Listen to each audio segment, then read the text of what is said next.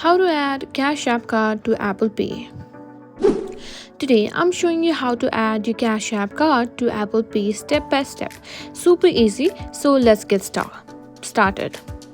First things first, what you need to do is simply open your wallet app on your phone and make sure your Cash card is already activated on Cash App.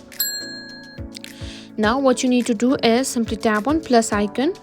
Here you can simply add for various card.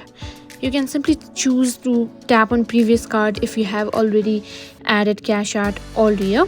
If none, then you can simply choose transit card, debit or credit card, whichever you prefer. And once you've done that, simply tap on continue, and all you need to do is simply hold your card near to the Cash App, or simply you can also enter the card details manually. It will guide you through confirming your card info, accepting terms and conditions, and boom, the Cash App card will be added to your Apple Wallet. Now, if you don't see the option, make sure your app is updated and also make sure your Cash card is activated.